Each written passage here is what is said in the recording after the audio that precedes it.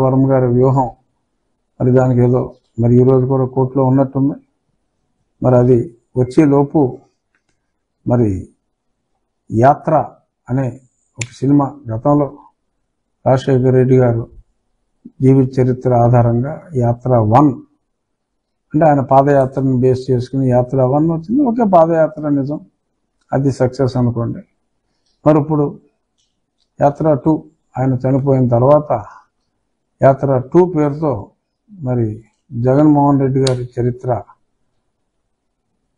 వ్యూహం మాదిరిగానే మన ముందుకు ఫిబ్రవరి 8 అంటే ఇంకొక నెల రోజుల తర్వాత మన ముందుకు రాబోతోంది. ఆ టీజర్ చూసా. మరి ఆ టీజర్లో ఒక కళ్ళు లేని వ్యక్తి రాజశేఖర రెడ్డి గారు అంటే మమ్మూటి ఫోటో పెట్టుకుని అక్కడ ఉంటే జగన్మోహన్ రెడ్డి గారు అంటే జీవా పొరుగ్గా ఉంటాడు. జీవా వచ్చి నీకు కళ్ళు లేవు కదా, కళ్ళు లేకపోయినా ఎలా ఎందుకు పట్టుకున్నావు అని అడిగితే మరి ముఖ్యమంత్రికి అదే జగన్ బాబుకి కళ్ళు ఉన్నాయి కదా, ఆయన చూస్తాడని చెప్పి నేను పట్టుకున్నానని చెప్పి మరి ఆయన చెప్తాడు. సరే, దీని మీద సోషల్ మీడియాలో బీభత్సమైన ట్రోలింగ్లు అవి చూడాలి తప్ప మనం చెప్తే ఎంజాయ్ చేయలేరు. ఏదైనా ఒక నిజాన్ని చెప్తే జనం దాని మీద ప్యారడీలు చేయలేరు తప్ప ఒక పచ్చాబద్ధాన్ని మనం చెప్పేస్తే మరి జనం ఎన్ని రకాల ప్యారడీలు చేస్తారు. ఆ టీజర్ అలా వచ్చిందో లేదో గంటలో ఆ టీజర్లో ఉన్న ప్రతి సన్నివేశానికి మరి గమ్మత్తైన మీమ్స్, ఇవాళ రోజుల్లో మీమ్స్ అంటున్నారు వాటిని, ఒక గమ్మత్తైన మీమ్స్ వచ్చినాయి. మరి చరిత్రలో చనిపోయిన రాజశేఖర రెడ్డి గారి యాత్ర 1 అంటే ఆయన మీద ప్రేమతో చూశారు. బట్ మన ముందే ఉన్న మరి జగన్మోహన్ రెడ్డి గారు మరి ఆ సినిమాలో యాత్ర 2లో మరి మద్య నిషేధం చేయకపోతే మళ్ళీ ఎలక్షన్లకి 4 ఒక్క షాపు కూడా మద్యం షాపు లేకుండా చేయకపోతే ఓటు అడగను అన్న సీన్ యాత్ర 2లో ఉంటుందా మరి నాకు తెలీదు. సిపిఎస్ రద్దు సిపిఎస్ వారం రోజుల్లో రద్దు చేస్తాను అన్న సీను ఈ సినిమాలో ఉంటుందా లేదో నాకు తెలీదు. మరి నేను ఇక్కడ ఇల్లు కట్టుకున్నాను, అమరావతి రాజధానిగా ఉండాలి అని జనాలకి మాటిచ్చిన సీను మరి ఈ సినిమాలో ఉంటుందో లేదో నాకు తెలీదు. బట్ ఏది ఏమైనా మరి సినిమాలో మమ్మూటి గారి క్యారెక్టర్ మరి ఎంతసేపు ఉంటుందో తెలియదు. కానీ మరి యాత్ర 1 రిలీజ్ అయినప్పుడు జగన్మోహన్ రెడ్డి గారి పబ్లిసిటీలో చుట్టూ నవరత్నాల మధ్యలో ఓన్లీ రాజశేఖర రెడ్డి గారి ఫోటోయే ఉండేది. మరి ఆ తర్వాత ఆయన ముఖ్యమంత్రి అయిన తర్వాత అదే ఫోటో అప్పుడంతా కంటిన్యూ చేశారు 14 నుంచి 19 దాకా. 19 ఎలక్షన్ టైంకి రాజశేఖర రెడ్డి గారి ఫోటో పక్కనే ఇలా సైడ్ యాంగిల్లో జగన్మోహన్ రెడ్డి గారి ఫోటో కూడా వచ్చింది. మరో 2 సంవత్సరాలు పోయిన తర్వాత రాజశేఖర రెడ్డి గారు పూర్తిగా తెరమరుగయ్యారు. జగన్మోహన్ రెడ్డి గారి సెంటర్లో చిక్కటి చిరునవ్వుతో ఆయన స్పెషల్ అపీరెన్స్ ఇచ్చారు. మరి భవిష్యత్తులో ఏమవుతుందో మనకు తెలియదు. కానీ మరి డెఫినెట్గా యాత్ర 2, యాత్ర 1 రాజశేఖర రెడ్డి గారి స్టోరీ జనం బాగా చూశారు. యాత్ర 2 చూడపోతే అది జగన్మోహన్ రెడ్డి గారి స్టోరీ లాగా ఉంది.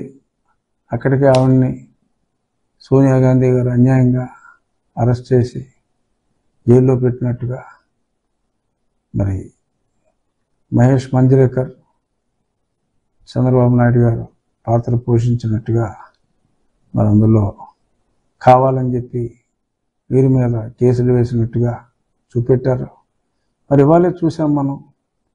మరి కావాలని కేసు పెట్టి మరి వీరు నిర్దోష అయితే టక్కమని ప్రూవ్ చేసేసుకోవచ్చు కదా. 381 వాయిదాలు అడగాల్సిన అవసరం ఎందుకు వచ్చింది అని మరి వాళ్ళ జనాలు అడిగేస్తారు. మరి అడగకుండా ఉండలేరు కదా. సో కాబట్టి మరి ఇటువంటి రిస్కులు ఉంటాయి. మరి అలాంటి సినిమాలు తీసినప్పుడు సరే, ఏదేమైనా యాత్ర 2 విజయవంతమయ్యే అవకాశాలు ఏమాత్రం లేవు. ఎందుకంటే అన్నీ మనకు తెలిసిపోయినాయి కాబట్టి. బట్ యాత్ర 3 ఈ ప్రభుత్వం మారిన తర్వాత ఆ తర్వాత జరిగే సంఘటనలతో మరి యాత్ర 3 ఈ మహి వి రాఘవ్ గారు తీస్తారా, లేదు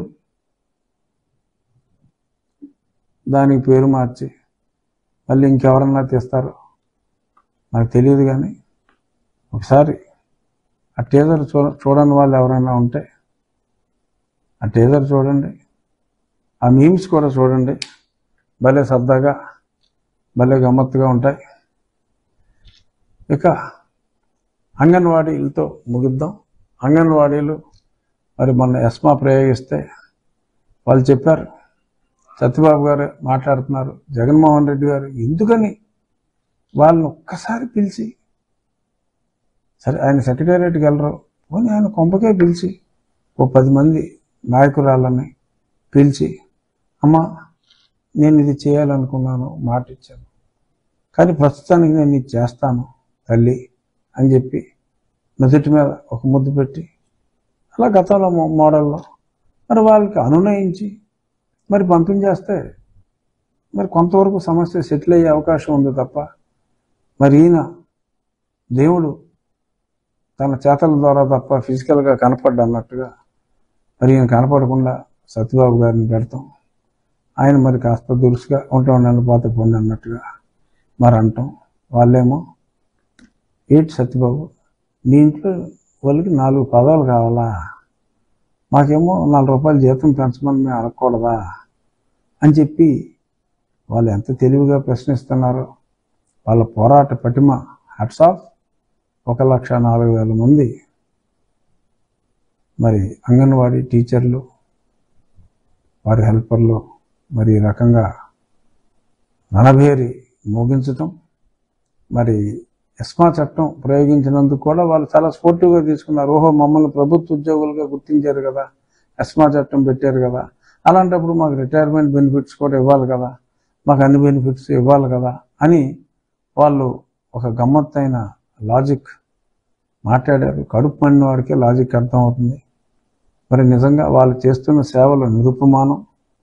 మరి వారు ప్రభుత్వ ఉద్యోగులు కాకపోయినా ఇస్తానన్న మాట, ఎందుకంటే జగన్ అనేవాడు మాట తప్పడు మడమ తిప్పడు అని చెప్పి జనం అనుకుంటున్నా లేకపోయినా జగన్ అనుకుంటున్నారు కాబట్టి జగన్ అన్నమాట ప్రకారం మరి వాళ్ళకి ఈరోజైనా సరే పిలిచి సాయంత్రం లోపు ఇచ్చేస్తా అని బెదిరించకుండా వాళ్ళని పిలిచి చక్కగా అనునయించి గతంలో ఎటువంటి పెర్ఫార్మెన్స్ ఇచ్చారో పాదయాత్రలో అలాంటి పెర్ఫార్మెన్స్ ఇచ్చి వాళ్ళని కన్విన్స్ చేసి మరి ప్రజలకు కూడా ఎటువంటి డిస్టర్బెన్స్ లేకుండా చేస్తే బాగుంటుందేమో అనేది మరి నా అభిప్రాయం.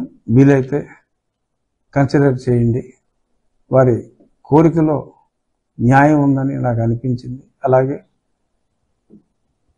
రా కదలి రా అనే పిలుపుకి చక్కటి అద్భుతమైన స్పందన వస్తుంది.